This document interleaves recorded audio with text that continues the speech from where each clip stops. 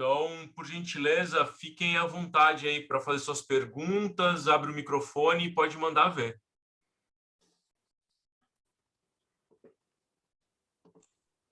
Boa tarde, pessoal, tudo bem? Eu tenho uma pergunta. Estão me ouvindo? Sim. Tá. Eu tenho uma pergunta para os dois.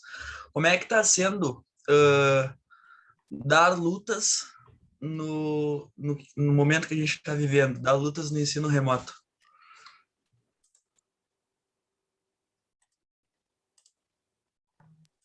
Eu agora eu não tenho trabalhado conteúdo de lutas, durante esse período remoto, né? Eu tô com as minhas turmas são bem pequenininhas, eu tenho pré-1 e pré-2. Não que não dê para fazer atividades com eles, mas no momento a gente não tem trabalhado. E agora a gente está esperando ver se vai ter um retorno presencial para o meio de junho. Aí, estando na escola, dá para a gente pensar em fazer alguma coisa ali. Mas até com a função da pandemia é complicado de fazer, né? Porque normalmente as atividades que eu fazia com eles eram sempre em duplas, né? Questão de toque, agarre, aquelas os princípios operacionais que eu trabalhava muito com os pequenininhos. Daí fica meio complicado. Para o ensino médio que eu tenho os mais velhos, aí eu consigo trabalhar, mas é mais de uma maneira teórica, né? Passo o conteúdo sobre lutas, sobre os princípios operacionais, vídeos. Agora está chegando a época dos Jogos Olímpicos, aí é uma hora que é uma época que é legal de trabalhar a questão do boxe, da luta greco-romana, judô, taekwondo. E aí, mas também é tudo por vídeo, assim, porque aula prática mesmo, até com média até dá para fazer alguma coisa. Mas por enquanto eu não trabalhei. Começar falando assim como que a gente está vivendo, além da mudança da pandemia, né? A gente nesse ano a gente conviveu com a mudança da BNCC, né? Então aqui no município, quando eu entrei lá em 2015, a gente elaborou os conteúdos que a gente trabalharia no município, né? Que a gente trabalhava. E nesse conteúdo que a gente programou, a gente tinha já programado trabalhar algumas atividades que envolvessem os elementos de lutas, né? Jogo de oposição, né? Trabalhar jogos de desequilíbrio, enfim, a gente já tinha isso desde o primeiro ano, até no pré, às vezes eu trabalhava, né? Com a BNCC, ela pede para a gente começar a trabalhar objetivamente lutas a partir do terceiro ano, tá? E eu sempre trabalhei mais com os pequenos, tá? Nesse ano eu estou trabalhando quase que exclusivamente. Eu tenho uma turma de sétimo ano no Arroio do Padre, mas fora isso eu tenho de pré a quarto ano. Então, o que acontece? No terceiro ano, a gente já começa a trabalhar a parte um pouquinho mais conceitual e falando já mais em lutas. Até ali, eu encaixo mais o conteúdo quando em jogos e brincadeiras, né? Que a BNCC vai falar lá que é para tu trabalhar jogos e brincadeiras. Então, a gente coloca o elemento da lutas ali, tipo, que nem eu vejo um elemento da luta, por exemplo, na brincadeira do pega-pega rabinho, né? Que o aluno tem que defender o rabinho e tentar pegar o do outro. Aí coloca mais de um rabinho, aí coloca uma fitinha, enfim. Isso a gente faz muito, assim, eu faço muito essa atividade antes de trabalhar conceitualmente lutas. Aí quando entra, e trabalhar de fato, né? Aí quando entra ali no terceiro ano, até porque no Bibiano aqui, a gente tem uma escola de capoeira perto da escola, né? Então, quase toda a turma que eu trabalho tem um outro aluno que vive essa prática, né? Da capoeira. Então, a gente começa a conversar já lá desde do terceiro, quarto ano, a gente já começa a falar sobre modalidades de luta, né? Mas até aí são mais brincadeiras, né? Até o terceiro ano a gente fala que é brincadeira. A gente coloca o elemento ali da luta, né? E às vezes eles nem sabem que estão, né? Que é aquela coisa de que é que eu vejo como um elemento de luta. Qualquer atividade de oposição que tu tenha que atacar e defender, né? Tudo ao mesmo tempo, né? Ação, te defender, tentar ganhar do adversário, ao mesmo tempo te defender, te proteger, enfim. Então, esses elementos a gente acaba trabalhando desde o pré. Mas falando da tua pergunta, né? Acabei que eu não falei da tua pergunta. eu costumo encaminhar atividades para os alunos. O que acontece? Não são todos que têm com quem brincar, né? Com quem praticar em casa. Então, eu sempre procuro mandar 3 atividades semanais. 2 atividades que eu tenho certeza que eles vão fazer individualmente. E essa terceira, pelo menos uma vez por mês, eu tento conseguir colocar esse elemento aí de lutas, né? Porque geralmente quando, às vezes tem um irmão, às vezes tem o primo, às vezes, sabe?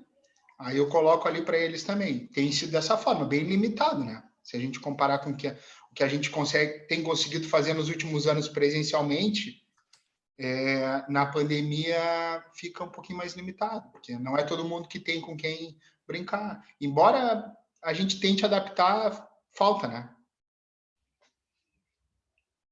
Mas eu acho que é isso, assim. Show, obrigadão. Valeu. Pode crer. Outra pergunta para os guris aí.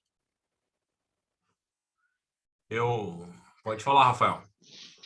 Boa tarde, Fabrício. Boa tarde, pessoal aí. Salve, Chico. Cara, minha pergunta vai para os 2 professores também. O Chico eu já sei que deu aula tanto em escola pública como em escola privada. O Igor já não tem esse conhecimento, mas caso sim, qual a principal diferença que vocês notam trabalhando essa área de lutas ou tantas outras áreas da educação física entre uma escola privada e uma escola pública?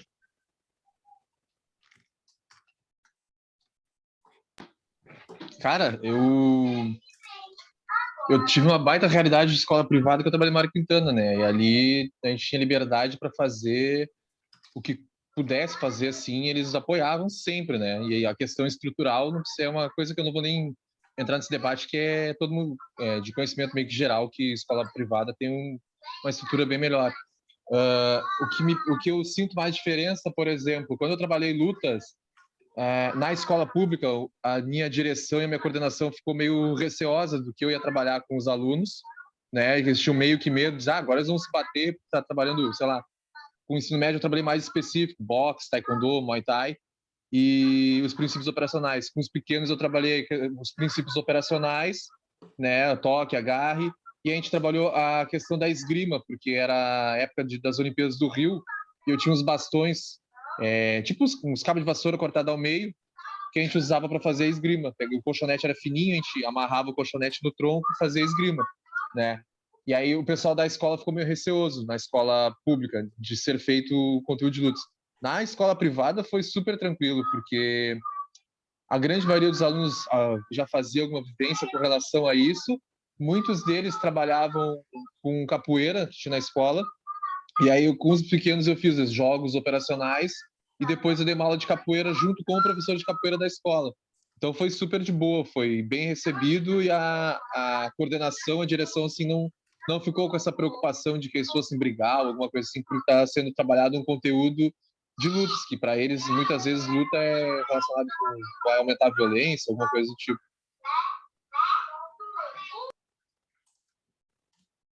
Eu nunca tive experiência com educação física curricular na escola particular, né? Eu trabalhei num projeto de extraclasse no São Francisco, que eu e o Chico fomos colegas até. O Chico trabalhava com basquete, eu trabalhava com futsal. Mas eu vou aproveitar a tua pergunta, já que não... é diferente, né? O esporte extraclasse do esporte de educação física, pela motivação dos alunos, pelos objetivos, enfim. Então nem vou entrar. Mas eu vou te dar vou te falar da diferença das minhas escolas, tá? Da escola da zona rural para a escola da zona urbana. Vou falar dessa diferença porque acho que é legal, assim, vocês saberem disso. No ensino das lutas não tem muita diferença.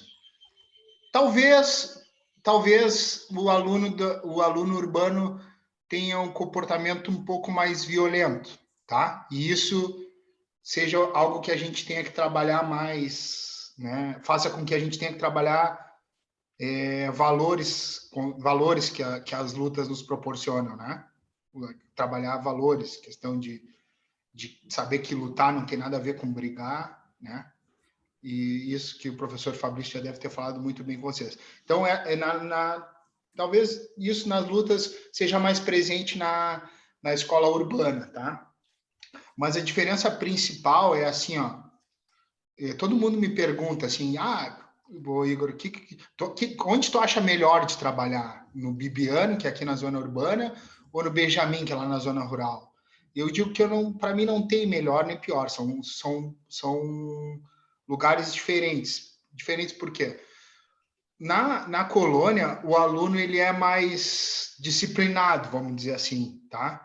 Ele é mais motivado, mais comprometido, ele tenta tirar o melhor da aula todo o tempo. Porém, na zona rural, eu observo que a gente presencia muito mais questões que o professor tem que estar muito atento, e às vezes é só a educação física que mostra questões assim mais relacionadas a preconceito, né? Preconceito aí, podemos falar preconceito de cor, preconceito de nível social. Eu percebo que o aluno da zona rural isso é mais presente na zona rural. Aqui na zona urbana, os alunos de modo geral, lidam melhor com as diferenças, né? Com as diferenças de todos os tipos. Não que não exista, né? Que a gente sabe que a gente vive numa sociedade que o preconceito está posto, né? E a escola é o espaço que, na minha visão, é de vanguarda para isso. Então, são coisas recorrentes na nossa prática. Então, e aí são coisas diferentes. E aqui o aluno, geralmente, ele tem o lado ruim, entre aspas, aqui, é que geralmente o aluno não consegue experimentar tudo que poderia na aula, porque às vezes está a questão da carência, né? Carência financeira, carência afetiva é mais presente aqui. As famílias geralmente são mais desestruturadas, e isso reflete no nosso trabalho, né?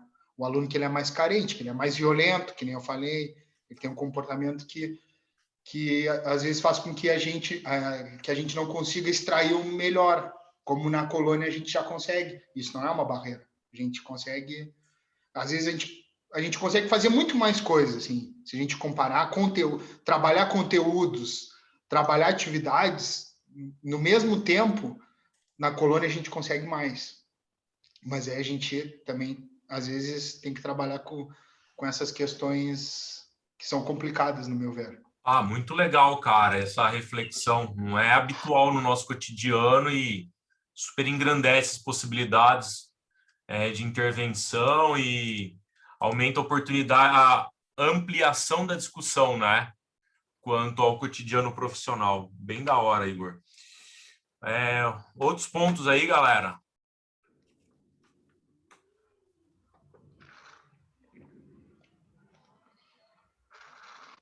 Tá.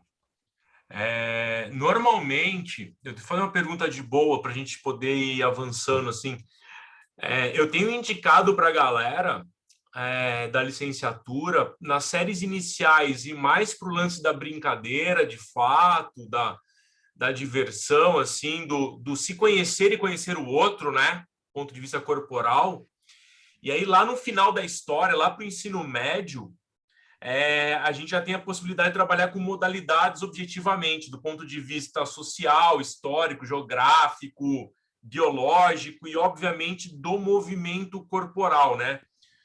Enquanto modalidades esportivas. Não necessariamente da prática de vocês, mas das discussões que vocês entram entre docentes. Né? Como que vocês pensam que poderia ser esse tipo de progressão? Este modo como a gente discute dentro da ESEF é plausível, é muito distante do que é possível na realidade cotidiana escolar? Quais são as reflexões nesse sentido? Eu acho, Fabrício, eu tenho certeza, na verdade, que a ESEF nos últimos anos tem caminhado para se aproximar. Eu mesmo participei de algumas formações que consegui colocar em prática, né? Acho que tem um caminho para avançar, que nem eu falei no começo, né? Acho que quanto mais próximo tiver a ESEF da escola pública, melhor vai ser para todo mundo. mas eu vejo um avanço. Por exemplo, eu cito duas coisas que eu consegui colocar em prática. Primeiro foi um curso que o professor Heraldo deu de rugby. Rugby é uma vivência que eu nunca tive, nem sabia que esporte era.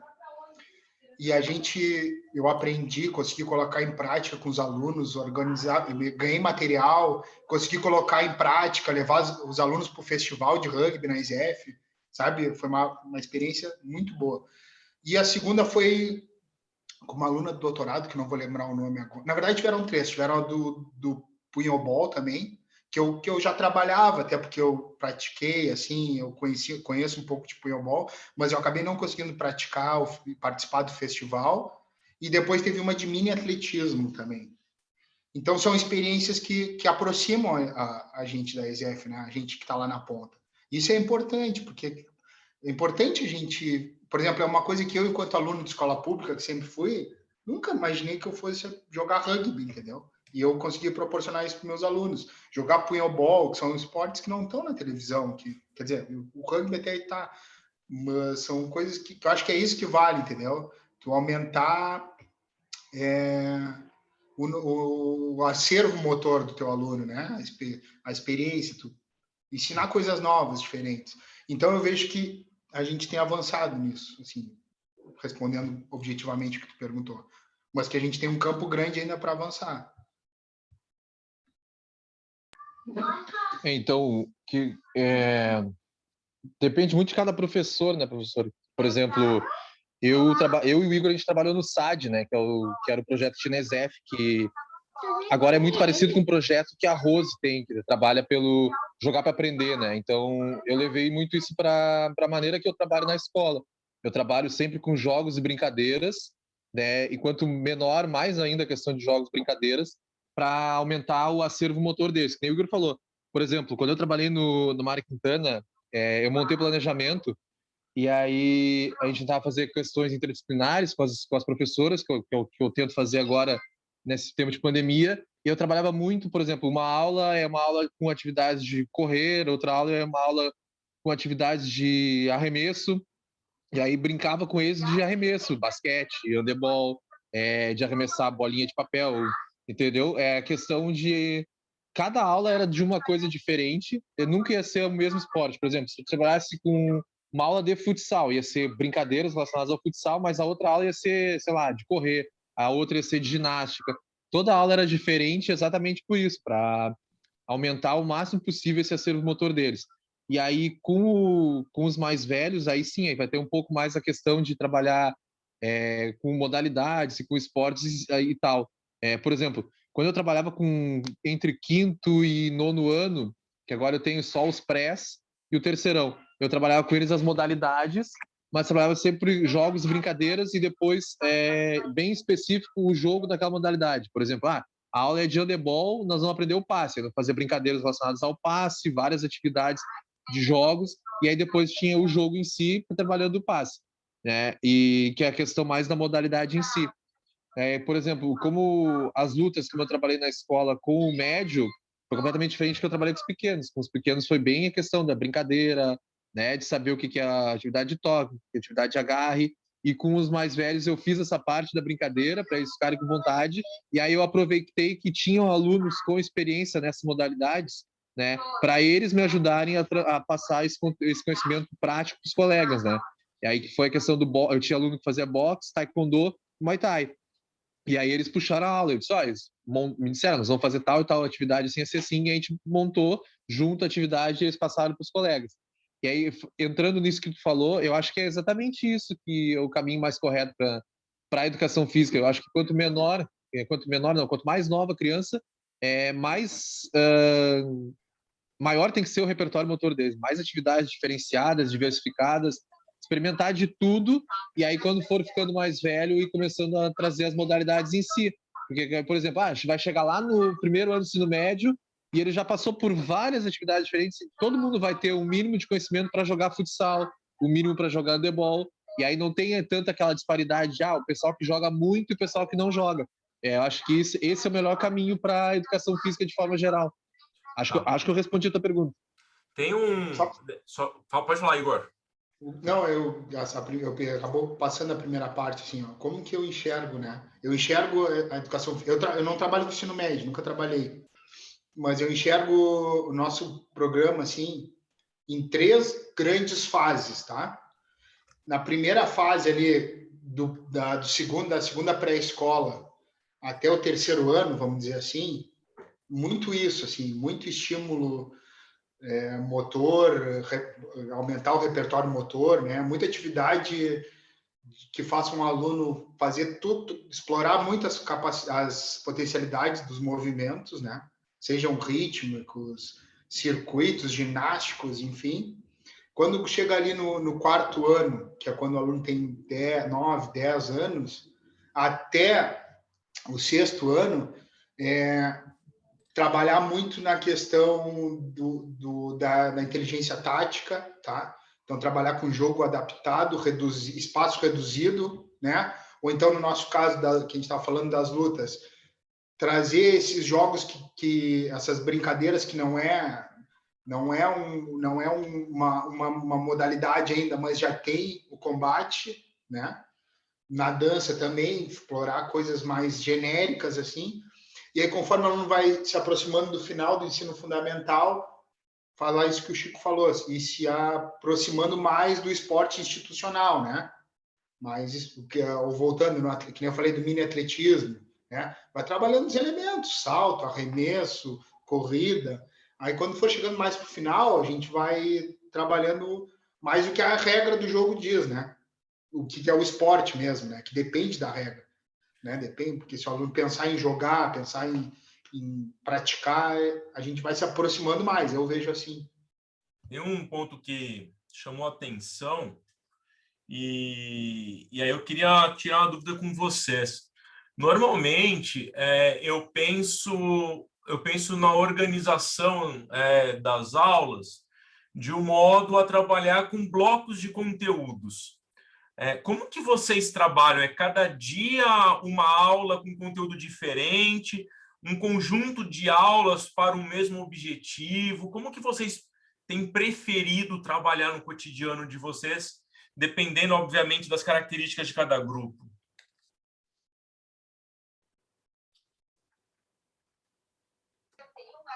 Então, Normal. nem eu falei... Opa, fala, Pete. Não, normalmente eu trabalho especialmente com os maiores, assim, eu trabalho por trimestre, né? Nesse trimestre, a gente vai trabalhar o Nilcon, entendeu? Então, a gente vai trabalhando o Nilcon, a gente vai avançando. Daqui a pouco a gente começa, ou, por exemplo, para adaptar o espaço, começa num caçador, aí depois a gente coloca o elemento da rede, joga o Nilcon. Ficamos nesses jogos de rede, entendeu? Com bola e de rede. Aí no outro trimestre, agora a gente vai trabalhar o futsal. É que agora tá tudo diferente, né, gente? Por Sim, exemplo, sim. esses elementos aí não tem. Não tem como eu trabalhar isso online. A gente adaptou. A gente dá praticamente, a gente envia uma atividade para o aluno nos dar o retorno. Mas normalmente eu trabalho nesse aspecto. Aí, vamos trabalhar o handebol, mini handebol, exercícios de passes no handebol, exercícios de arremesso, né? Então, é mais ou menos assim que eu trabalho. Agora, como eu estou trabalhando mais com os menores, a gente trabalha os elementos e faz adaptações, inventa alguns jogos, tenta explorar a imaginação, a criatividade deles também, na medida do possível, né? Mas assim, eu trabalho Mas, em geral, é por trimestre. por trimestre, eu separo por trimestre. A minha organização também é trimestral. Aí, que nem eu falei, por exemplo, num trimestre eu pretendo trabalhar quando eu trabalhava no Mário Quintana, que é bem a que eu tenho. Foi dali que eu peguei essa base para seguir depois. Por exemplo, eu elencava no trimestre, eu vou trabalhar com. Eu escolhi, por exemplo, vou trabalhar com basquete e futsal, e vou trabalhar com outras atividades de correr, de locomoção, circuitos e tudo mais. Aí, não era o jogo em si, eram brincadeiras com esses elementos. Aí, por exemplo, uma aula era de arremesso. Aí eu trabalhava o arremesso do basquete, o arremesso do handebol, o arremesso através de jogo, por exemplo, aquele jogo do bola-torre, bola ao capitão, e tudo trabalhava com o arremesso. Na outra aula seria um circuito. Na outra aula, cada aula era uma atividade, era um conteúdo, bem dizer, diferente, mas era pela questão de aumentar o repertório motor e porque eles ficavam naquela ânsia de saber o que é a próxima aula. O que vai ter na aula que vem? Nós vamos jogar futebol de novo? Nós vamos fazer tal coisa? E aí eu nunca dizia para eles o que era, né? Eles chegavam na aula sempre pilhados para saber o que era. E aí no município, no estado, eu também trabalho por trimestre. E aí, por exemplo, com os maiores é pelo conteúdo. Aí, por exemplo, eu vou trabalhar, tenho que trabalhar com o ensino médio, o basquete. Aí eu elencava, vou começar pelo drible, depois é o passe, depois é o arremesso, e aí ia organizando assim o conteúdo. E aí com os menores eu prefiro fazer dessa forma. Cada aula é um conteúdo diferente, uma movimentação diferente para instigar eles a querer estar na aula, né? Aí, por exemplo, eu sempre elenco assim, eu vou trabalhar com corrida e com salto. E aí quase todas as aulas daquele trimestre com os pequenos tem coisas e atividades relacionadas à corrida e salto. É assim que eu tenho organizado. Entendi. Abrir para a galera aí. Alguém tem alguma consideração? Fica à vontade.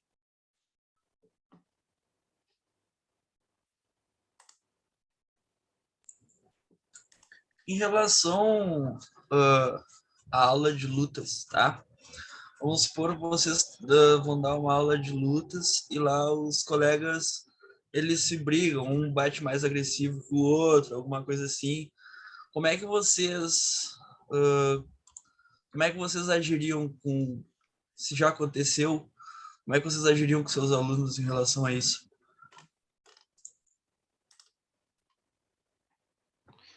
Eu acredito, sempre funcionou, né? Eu acredito no diálogo, né? Na conversa. Até porque, por exemplo, aqui, tu foi falando aí, eu fui pensando. Eu tinha um caso no ano retrasado, que ano passado a gente trabalhou muito pouco já presencial, né? Eu tinha um aluno que ele era... Tinha mais de um, na verdade. Mas ele chamava mais atenção, ele era do abrigo, né? Ele não tinha... Ele morava no orfanato. E a gente conheceu a realidade do orfanato lá até na época. E no orfanato é complicado, né? É uma realidade complicada, violenta, resolvem na violência. Tem muita questão de eles não separam por idade, eles separam só por sexo. Então, esse meu aluno mesmo, ele tinha 8 anos e morava com os guris que tinham 13, 14. Então, a violência era um modo de sobrevivência, praticamente, né?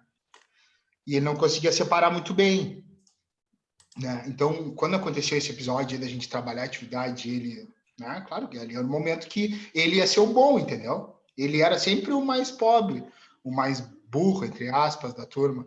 Aí, na hora que eu propus a atividade que tinha que ganhar na força, era na hora que ele, né? Agora é minha vez. Então, a gente teve que trabalhar, né? Mas aí, eu geralmente, eu não... Como é que eu vou dizer? Eu não passo... Eu peço ajuda, entendeu? Aí chamei a minha orientadora, vamos conversar, vamos... Ele não chegou a agredir de uma forma muito grave, né? Graças a Deus. Mas ele foi violento, traumatizou o colega e tal. Então a gente trabalha, vai tentando trabalhar no diálogo. Não é fácil, né? Se eu disser aqui para vocês que é fácil, quando eu te falo, não é fácil, na hora é complicado, fica chateado.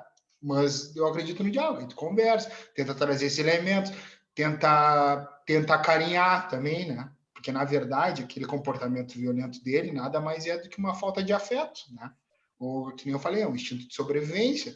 A vida dele não é fácil. É aquilo ali, então também tem que ter esse lado mais afetivo. Aí fomos conversando, fomos tentando.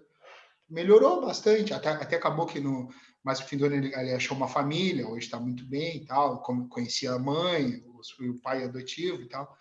Mas a gente tenta trabalhar assim, dizer para ti, se acontecer isso na tua aula, faz isso aqui que vai dar certo, não tem.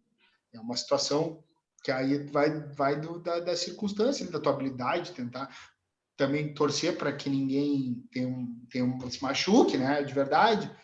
Enfim, mas é isso, eu acredito no diálogo, né, na compreensão, no pedir ajuda também. A escola tem orientadora, a escola tem coordenadora, então a gente... aconteceu isso e isso na minha aula com fulano. Vamos ter que trabalhar essas questões com ele, ver como é que tá, falar lá com a psicóloga do abrigo, enfim. Aí a gente vai trabalhando assim, porque a gente sabe que é importante para eles, né?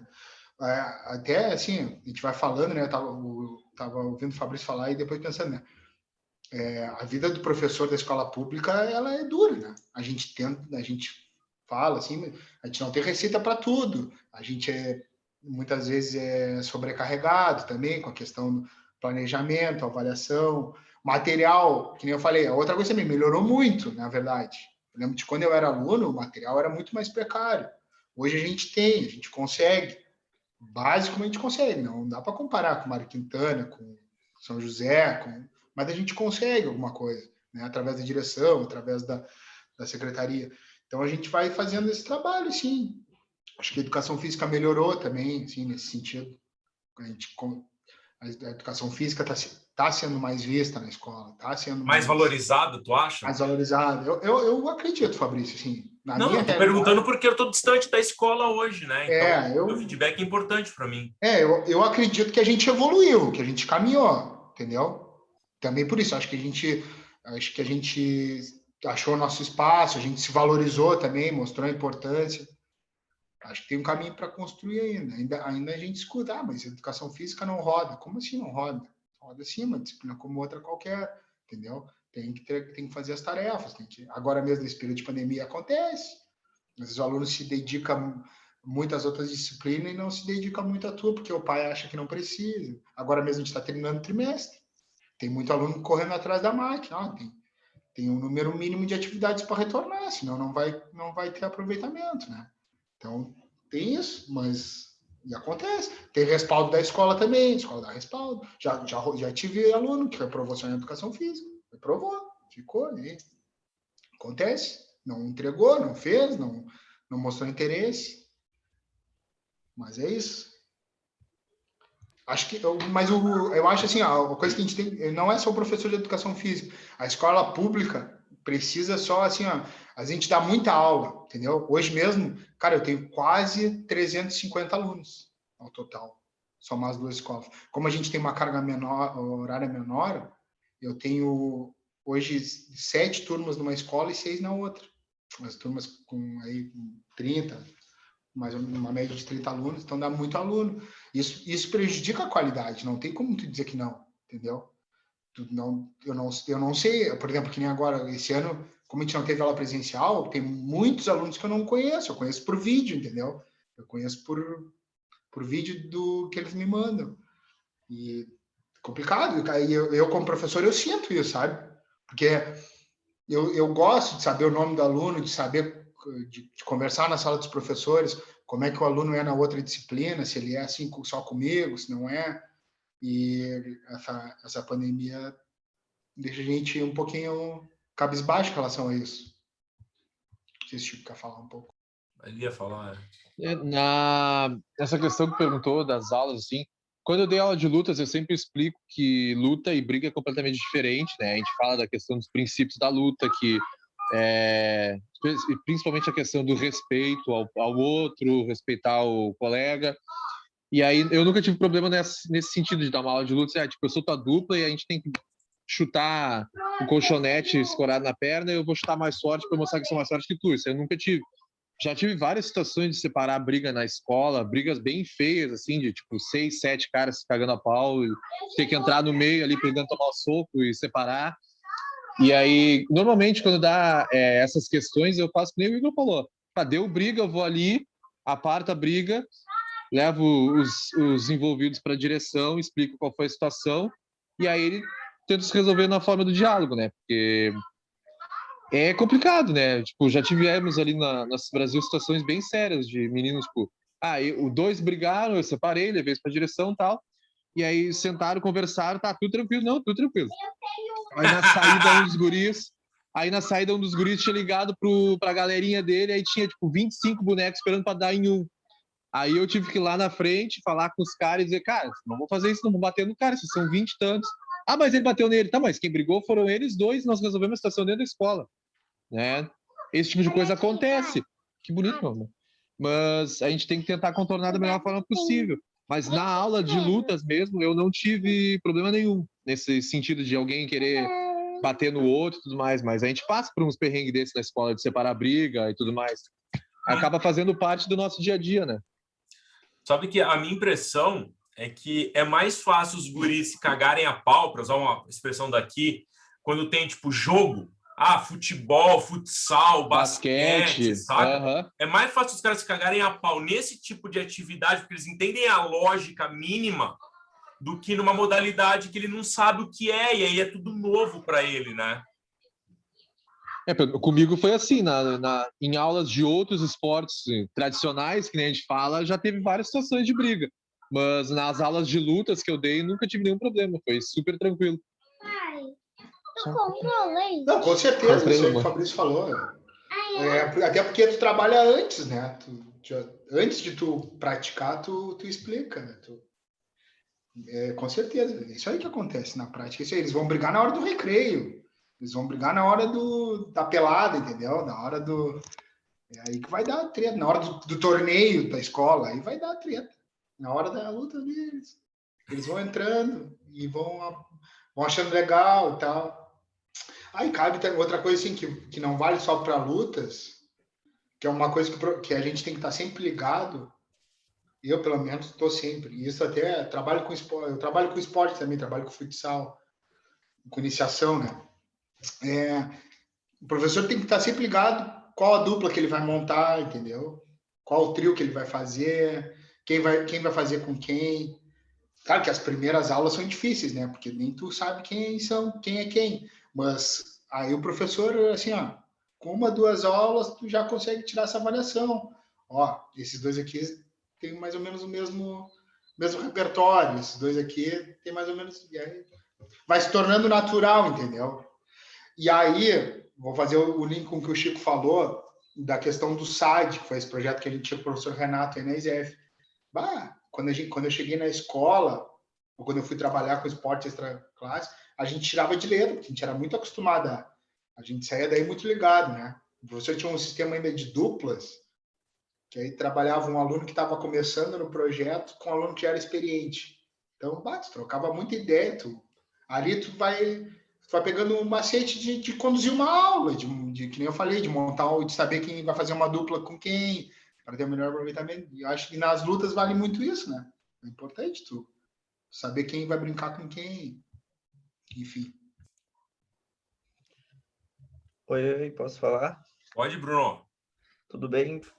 Primeiramente, agradecer pela presença de vocês aí, pelo professor ter trazido, convidado vocês para participar.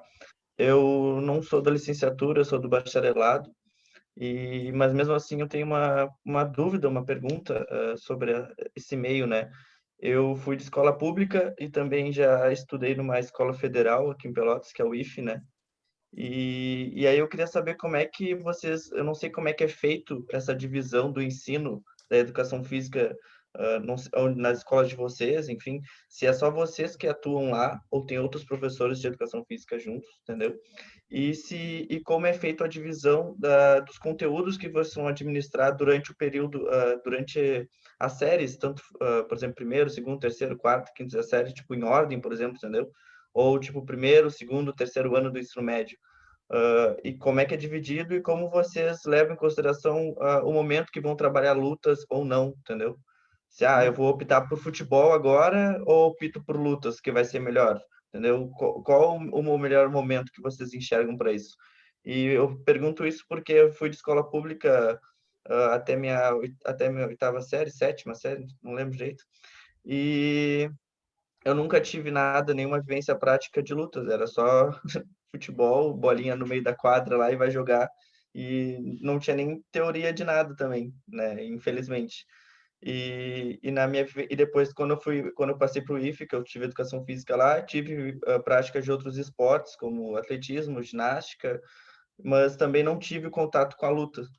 E mesmo lá no IFE eles eram divididos, entendeu? Apesar eu tinha vários semestres e aí cada semestre já era uma modalidade, um esporte que eu ia vivenciar, entendeu? Independente, era sempre assim, era a regra, todo mundo fazia isso, entendeu? Todo mundo que estava naquele tal semestre fazia aquele esporte, no outro semestre era tal. Enfim, acho que vocês entenderam minha pergunta e aí eu queria saber de vocês, como vocês decidem isso, se é com a ajuda de mais outras pessoas, enfim. Valeu. Então, Bruno, Pois primeiro eu então, vou... normalmente projeto político-pedagógico, né, que é feito junto com os professores de educação física, que aí elenca todos os conteúdos que são trabalhados em educação física, do pré até o terceiro ano do ensino médio, e normalmente ele é feito todos os anos com todos os professores de educação física. E a gente senta ali e diz, ó, vamos trabalhar tal e tal conteúdo nesse período, nesse nós vamos trabalhar tal e tal conteúdo. O que muda é assim, cada professor trabalha do seu jeito, né? Mas tem os conteúdos pré-determinados para serem trabalhados. Por exemplo, no terceiro ano do médio tem questões relacionadas à saúde, tem questões de modalidades coletivas, modalidades individuais. E aí cada professor trabalha do seu jeito. Tem professor que dá aula só prática, tem professor que dá aula teórica e prática, tem professor que trabalha, que nem falou, de largar a bola e tudo mais. Aí, por exemplo, o Assis Brasil ali, que é a escola que eu trabalho, é grande pra caramba, são 1.500 alunos, e nós somos agora 6 professores de educação física, se eu não me engano. Já foram 8, agora são 6. Teve redução de turmas, juntaram turmas. E no município, uma das escolas que eu trabalho são 3 professores, e na outra são, pro mesmo segmento que o meu, são 2. Então, mas isso aí que tu perguntou da questão dos conteúdos é feito pelas escolas. Mas, por exemplo, dentro do meu planejamento, eu posso querer trabalhar algum conteúdo. Por exemplo, terceiro ano do ensino médio agora, com a função da pandemia, eu estou trabalhando com eles barreiras para a prática de atividade física. Eu trabalhei com eles treino aeróbio, treino anaeróbio, as diferenças entre um e outro, o que é musculação, o que é HIIT, o que é o CrossFit, esse tipo de coisa. E a gente faz práticas, né? E faz a parte teórica também. Mas essa questão de conteúdo é feito normalmente pela escola. A gente se junta como professores e monta ali. Ele é modificável por ano.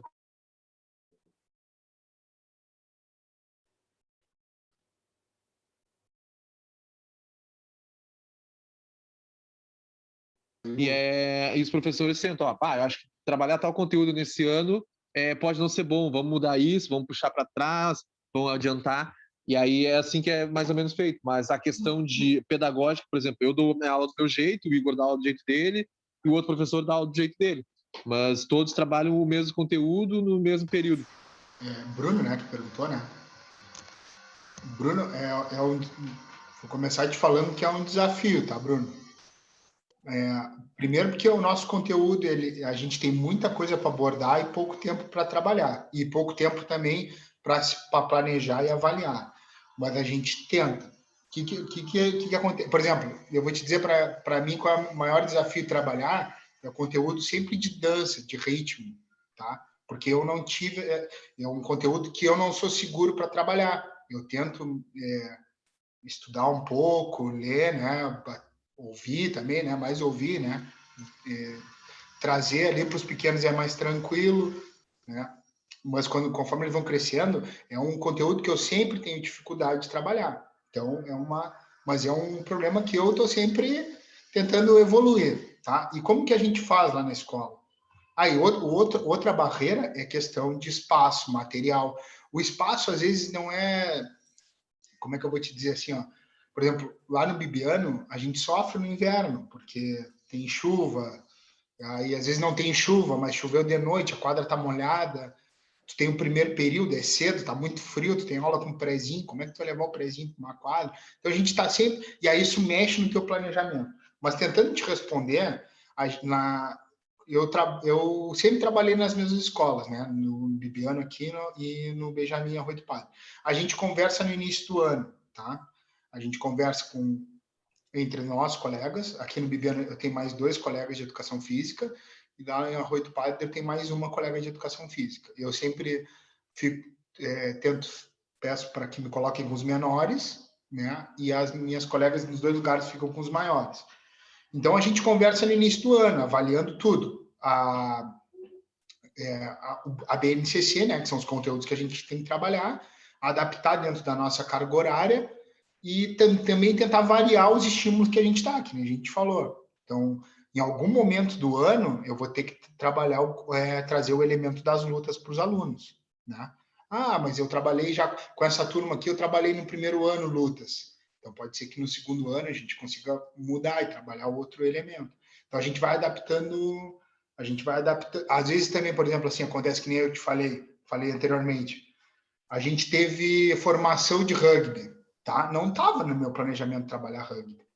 Pô, mas e aí? Eu vou ganhar um material de rugby, eu vou ganhar o conhecimento, eu vou ganhar a oportunidade de levar meus alunos para um festival de rugby, eu vou mudar meu planejamento.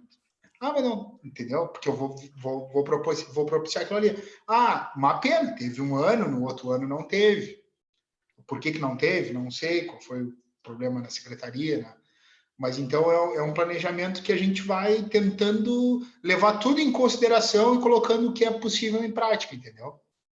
Mas sempre tentando levar no início, colocando essas necessidades, levando essas necessidades em conta, entendeu? Pô, esses alunos aqui não tiveram o estímulo das lutas ainda, então o elemento a gente vai ter que trazer. Enfim, eu tento fazer os planejamentos nesse sentido. Que nem o Igor falou, o plano de aula e o planejamento é sempre modificável, né? Que chega o inverno e muitos dias acaba atrapalhando a gente, né? Porque, que nem se fala, a gente tem uma condição climática complicada aqui, né? Porque muitas escolas não têm ginásio, então pega inverno ali, é sereno na quadra, é muito frio, cerração, ou é chuva mesmo, né? Muito tempo de chuva, e a gente acaba modificando bastante o plano de aula e o planejamento. Mas isso aí é uma coisa que é normal, tipo, sempre é modificável. Até às vezes, por exemplo, eu planejo uma coisa, eu chego na escola achando que vai funcionar, não funciona, eu tenho que mudar na hora, né? Isso faz parte da profissão. Com o tempo a gente aprende a vivenciar isso numa boa. A Milena tem uma pergunta. Ela pergunta assim, ó, como vocês enxergam hoje as modalidades individuais dentro das aulas de educação física?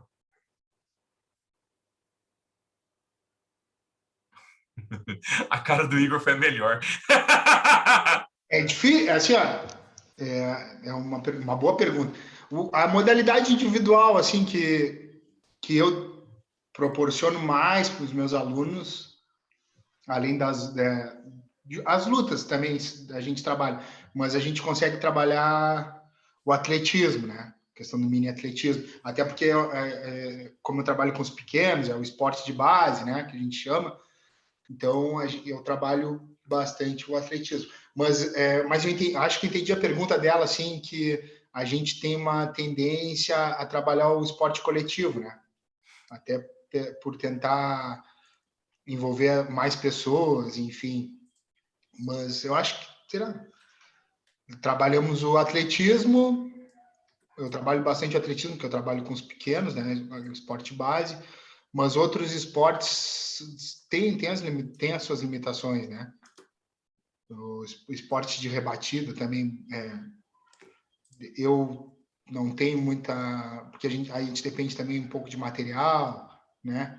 Organização, às vezes também pega muito a questão da organização, porque tu sai de uma aula e entra na outra, sai de uma aula e entra na outra. Tu não tem monitor para preparar o material, para depois recolher o material. Então, isso são tudo coisas que tu tem que levar em consideração, entendeu? Então, mas eu acho que a gente, assim, tentando entender o que a Milena falou, acho que a gente também, daqui a pouco, é um caminho que a gente tinha que pensar em andar, sair um pouco do coletivo e pensar mais no individual. Ela emenda uma pergunta aqui, uma consideração que ajuda na reflexão, que é assim, ó, quanto à aceitação dos alunos, levando em consideração que a maioria ama futebol, futsal, esportes coletivos no geral. Vou te falar que eu não sofro mais com isso, né? Futsal mesmo, futebol é uma prática que um pouco tem na minha aula, assim, e como eles meio que já sabem, assim, sabe?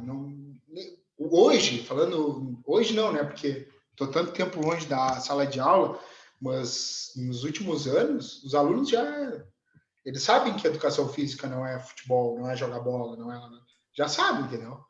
Isso aí eu vejo assim, o professor sofre mais no início, sofre mais quando tu é estagiário, e aí o aluno tenta impor porque ele sabe que tu tá ali naquela situação de tu tá desconfortável também enquanto estagiário, então ele tenta né? Queremos fazer isso, querer impor a vontade dele, né? Mas depois de um tempo, hoje assim eu digo que eu acho que eu não estou mais bem no início, eles já entenderam, lá nas minhas escolas já entenderam que futebol... Até porque o futebol é o esporte que está mais presente na maioria da vida deles, entendeu? Por mais que eles não pratiquem, é o esporte que eles mais conhecem, é o esporte mais popular. Então, não é essa necessidade, na minha concepção, né? Não é o papel da aula de educação física, na minha opinião, não é promover o futebol. Eu falo futebol mesmo nas minhas aulas, muito mais muito mais na questão do racismo, assim, quando tem algum episódio, entendeu? Trago alguma reflexão, mas a modalidade em si, eu acho que ela já o gurizinho lá com 6 anos, ele já chega, os gurizinhos já chegam com 6 anos na aula sabendo o que é impedimento. O que eu vou falar sobre regra de futebol né, em via de regra, assim que não são todos. Mas se é o esporte que vai estar na vida dele, ele já vai saber, eu acho que é mais valioso trabalhar outras vivências, assim.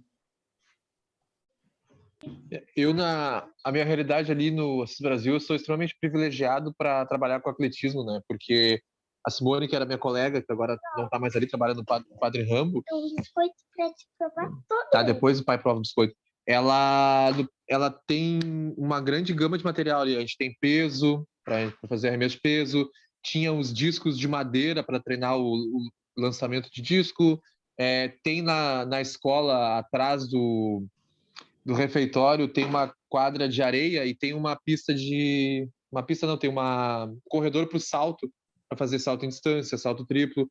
Então, quando eu trabalhava no Assis Brasil, ali era uma prática bem forte até do atletismo, né? Que é muito em função do trabalho que a Simone fazia.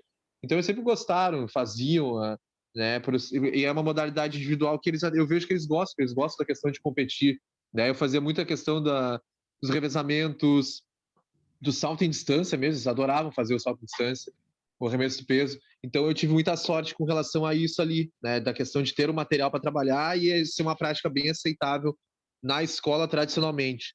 Então eu vejo que eles gostam dessas modalidades individuais, assim. Lutas, eles também gostam quando eu trabalhava com eles lutas, eles sempre tiveram uma receptividade muito boa. E eu acho que eles aceitam. O difícil de trabalhar na escola é que é muita gente, né? São turmas de 30, 35 para trabalhar uma modalidade individual. Tu tem que dar um jeito de fazer algo bem assim, questão de tipo, baterias e meio que uma competição ali para eles se divertirem e tal. Alguma brincadeira que tu consiga fazer mais gente participar, que trabalha a questão de corrida e tudo mais. Mas eles sempre tiveram uma receptividade bem boa com relação aos esportes individuais na escola.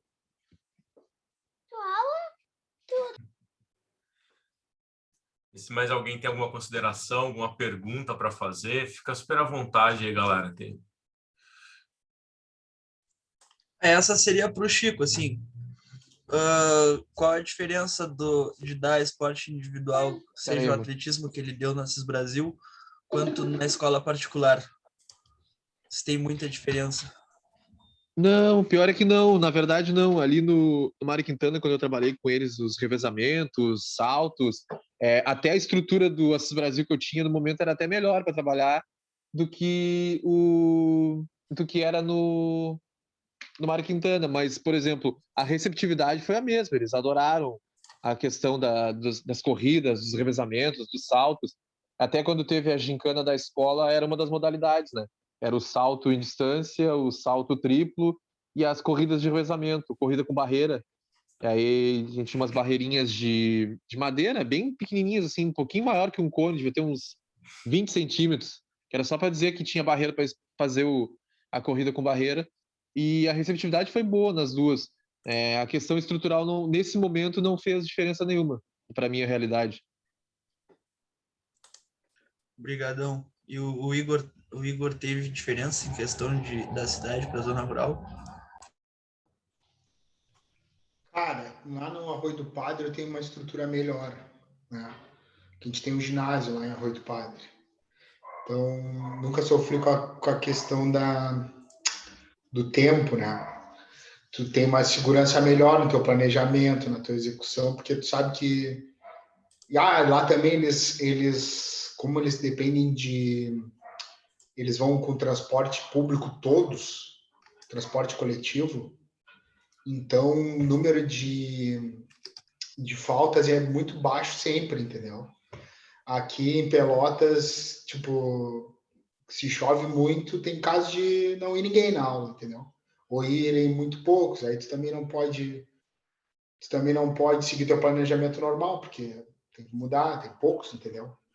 Então, nesse sentido, lá em Arroio do Padre é melhor, que a gente tem uma estrutura melhor e pode contar sempre com os alunos, todos sempre, entendeu? Independente do que aconteça. Claro, eventualmente lá chove muito, cai uma ponte, já aconteceu também, mas é raro. Aqui em Pelotas, não. Aqui em Pelotas, ou está muito frio, falta tipo, um terço da turma, entendeu? Essa é a diferença. Então, lá, que nem eu falei no início, né, mas a diferença acaba que lá a gente consegue trabalhar mais coisas, entendeu? Em todos os sentidos, todas as modalidades, e nas individuais não deixa de ser diferente. E falando assim da diferença, um pouquinho da diferença da escola pública para a privada, também além da estrutura, o aluno da escola particular, de modo geral, ele tem um repertório motor também melhor pela questão, não sei se é um repertório melhor, um motor melhor, mas o esporte esta classe ajuda muitos alunos, entendeu? A questão o pai vai lá e paga mais R$ 70 e o aluno sai da aula e já vai para uma aula de ginástica ou para uma aula de futsal. Isso também reflete no perfil do aluno, né? Não tem como. Na escola Sabe pública que, cara, é raro a gente ter oferta de. Existe, já teve bastante. Eu já lutei muito assim para ter um projeto extra classe, mas não tem. A gente deveria ter mais na escola pública. sabe que, Igor, Quando a gente tem uma situação que é extremamente curiosa. Alguém ia falar alguma coisa? Eu me perdi. Pode falar, Chico, desculpa. eu ia dizer que quando eu entrei no estado em 2012, a gente tinha na carga horária de professor, a gente tinha uma carga horária específica para poder fazer projetos na escola. Normalmente o pessoal usava para fazer as equipes escolares, o treinamento para as competições e tudo mais. Eu tinha a galera do futsal feminino e masculino, e aí eu estava começando a montar as outras modalidades tudo junto e trazer o pessoal da educação física para fazer junto lá, me ajudar a cuidar da turma e tudo mais. E aí o governo cortou essa carga horária. E aí ferrou com tudo, né? E aí nunca mais a gente conseguiu montar um projeto na escola. A única coisa que tem ali é dança, mas eu acho que o espaço é cedido para uma professora de fora que vem dar aula ali. Então os alunos têm que pagar mensalidade igual para fazer. Então não é da escola em si. Isso é uma coisa que mata. Deveria ter na escola. Teve por um tempo e depois foi cortado pelo governo. Sabe que quando eu estava na graduação, em 98, a gente tinha essa discussão. E naquela época, eu lembro claramente, assim, o João Freire, vocês devem ter lido já alguma coisa do Joãozinho, enfim, conversado com ele. O Joãozinho falava, não, porque assim, de modo geral, o aluno da escola pública tem um repertório motor muito melhor que o aluno da escola particular. Porque o aluno da escola pública se cria na rua, joga bola na rua, corre na rua. E o garoto da escola particular é aquele menino de apartamento, que não faz nada. Mas isso eu ouvi na década de 90. Eu acho que isso mudou muito. Com certeza. Mudou muito nos últimos anos, no sentido de que os pais desses alunos mais pobres têm restringido a circulação deles fora, no cotidiano, né, por causa de violência, vulnerabilidade social e etc. E os pais que têm mais condições financeiras perceberam que é muito necessário para a carreira, né, para a vida da pessoa, a exposição à modalidade esportiva, ao esporte, aí os caras entram com a grana. Para mim, isso é muito evidente. Não sei qual que é a percepção de vocês. É isso aí. E outro detalhe, assim, eu ainda tive essa infância aí. Eu eu jogava bola na rua até tarde, entendeu? Ainda tive essa infância. Não era nada orientado, óbvio, né? Não era nada orientado, mas a gente ficava jogando bola o dia inteiro. Aí, e lá pela Santa a gente resolvia fazer uma rede de vôlei outra vez a gente improvisava uma raquete para jogar tênis, então eu tive essa vivência. Mas meu pai ainda mora onde, na zona, na periferia aqui da cidade, no mesmo lugar que eu me criei. E o campinho onde nós jogávamos bola não existe mais, entendeu? Não tem mais aquele espaço ali. E assim, ó, aí claro, entra a questão, eu não sei se é só a questão da violência, acho que a questão também do acesso às atividades digitais ter ficado mais universal, entendeu? Na minha época eu não tinha videogame, eu não tinha celular, entendeu? Então a minha única diversão era jogar bola e ir para a rua. Hoje em dia eu vejo que as crianças, mesmo pobres, muitas vezes têm, porque o pai sabe que não vai poder levar para a rua, então ele investe no celular, ali no videogame, para ter certeza que o filho dele vai ficar seguro. E também, além de coisas que estou repetindo que tu já falou, e além disso, aqui em Pelotas eu vejo que os espaços tipo esses campos que tinham, o campo que a gente jogava lá, que era no São Miguel, no Vasco Pires, não tem mais, claro, construíram, fizeram uma construção lá, mas eu passo ali no horário que na minha infância a gente estaria jogando bola e não tem ninguém fazendo nada, entendeu? E nos outros campos também, se tu olhar aqui no Areal, né, que eu sou do Areal, no Areal a gente olha assim, tu não vê mais. Raramente tu vê uma criança jogando taco no meio da rua, entendeu? Aí tem um espaço ali da prefeitura no Dunas aqui, não sei se alguém de vocês deve conhecer. A prefeitura tem um espaço ali. Mas aí me parece, me dá a impressão de que falta também mais um pouco, assim, tipo, ter alguém ali para organizar, ter alguém ali para oferecer o material, que seria o ideal, entendeu? Mas com certeza essa lógica se inverteu da nossa infância para agora. Agora as crianças tem crianças que têm estímulo até demais, não só de atividade física, mas de todas as atividades dessa classe, né? Concordo plenamente. Eu realmente inverteu, porque hoje em dia tu vai ver as crianças de apartamento têm mais chance de ter o repertório motor melhor que as crianças que moram em casa, porque tem quadra no condomínio. Por exemplo, eu vejo isso com as minhas filhas, elas ficam comigo toda terça e quarta termina as aulas dela, a gente vai pra quadra brincar. Aqui no condomínio, vai de manhã também no verão, porque agora no inverno é frio. A gente vai pra quadra de manhã e elas brincam, a gente joga bola, às vezes aparece outra criança e eles brincam. E aí, essa questão tá completamente certa. Eu era criança, eu jogava bola no meio da rua, jogava taco, subia em árvore. Hoje em dia, tirando aqui o condomínio que eu vejo as crianças brincar, eu não vejo criança na rua, né? E é isso que o Igor falou também, tipo, os espaços públicos que tem de prática, muitos deles já não existem mais. Eu sou do Navegantes, aqui tinha um campo gigante, o Campo de São Jorge, que se reduziu pela metade o campo, porque fizeram uma pracinha ali, fizeram uma praça de exercícios que até são utilizadas, uma pista de skate, que também tem gente, mas o campo se destruiu, não tem mais trave, então os espaços estão sendo alterados, né? Ao invés de aumentar os espaços públicos para a prática, eles acabam diminuindo e isso prejudica. E é exatamente isso. Acho que a questão muito da vulnerabilidade social, da violência, fez com que as crianças que antigamente brincavam muito nas ruas, hoje fiquem dentro de casa, e quem mora em apartamento tem mais chance de fazer atividade porque tem um espaço seguro dentro do seu ambiente para poder se desenvolver mais, né? É embaçado, cara. Acho que essa é uma reflexão que a gente tem deixado de lado e ela é importante. E eu tenho uma última pergunta para vocês.